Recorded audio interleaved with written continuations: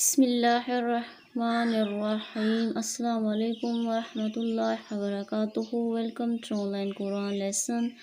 Dear student, آج ہم سورۃ البقرہ کی آیت نمبر 261 سے لے کر 275 تک پڑھیں گے۔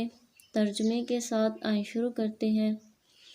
بسم اللہ الرحمن الرحیم۔ الذین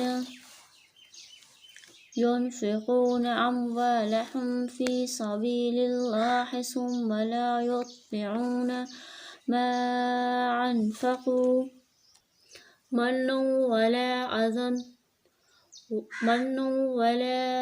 أذى لهم أجرهم عند ربهم ولا خوف عليهم ولا هم يحزنون قول معروف ومغفرة خير صدقة يتبعها أذى والله غني حليم۔ جو لوگ اپنا مال اللہ کی راہ میں خرچ کرتے ہیں، پھر خرچ کرنے کے بعد نہ تو اس پر احسان جتلاتے ہیں اور نہ برتاؤ سے اس کو آزار پہنچاتے ہیں، ان لوگوں کو ان کے اعمال کا ثواب ملے گا ان کے پروردگار کے پاس، اور نہ ان پر کوئی خطرہ ہوگا اور نہ وہ مغموم ہوں گے۔ ناداری کے وقت مناسب بات کہہ دینا اور درگزر کرنا 1000 درجہ بہتر ہے ایسی خیرات دینے سے جس کے بعد آزار پہنچایا جاوے، اور اللہ تعالیٰ غنی ہے، حلیم ہے۔ یا ایھا الذین آمنوا لا تبطلوا صدقاتکم بالمن والعذى كالذي ينفق ماله رئاء الناس ولا يؤمن بالله واليوم الآخر كمثل صفوان عليه تراب فأصابه وابل فتركه صلدا لا يقدرون على شيء مما كسبوا والله لا يهدي القوم الكافرين۔ اے ایمان والو، تم احسان جتلا کر یا ایذا پہنچا کر اپنی خیرات کو برباد مت کرو اس شخص کی طرح جو اپنا مال خرچ کرتا ہے محض لوگوں کو دکھلانے کی غرض سے اور ایمان نہیں رکھتا اللہ پر اور یوم آخرت پر، سو اس شخص کی حالت ایسی ہے جیسے ایک چکنا پتھر ہو جس پر کچھ مٹی آ گئی ہو، پھر اس پر زور کی بارش پڑ جاوے سو اس کو بالکل صاف کر دے۔ ایسے لوگوں کو اپنی کمائی ذرا بھی ہاتھ نہ لگے گی، اور اللہ تعالیٰ کافر لوگوں کو جنت کا رستہ نہ بتلاویں گے۔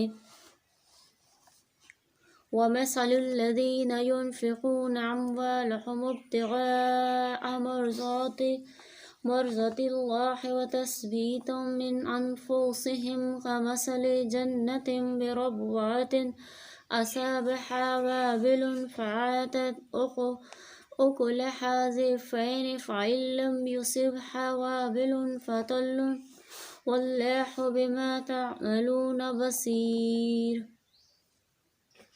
اور ان لوگوں کے خرچ کیے ہوئے مال کی حالت جو اپنے مالوں کو خرچ کرتے ہیں اللہ تعالیٰ کی رضا جوئی کی غرض سے، اور اس غرض سے کہ اپنے نفسوں کو اس عمل شاہ کا خوگر بنا کر ان میں پختگی پیدا کرے۔ مثل حالت ایک باغ کے ہے جو کسی ٹیلے پر ہو کہ اس پر زور کی بارش پڑی ہو، پھر وہ دونا چوگنا پھل لایا ہو، اور اگر ایسے زور کا مینہ نہ پڑے تو ہلکی فوار بھی اس کو کافی ہے، اور اللہ تعالیٰ تمہارے کاموں کو خوب دیکھتے ہیں۔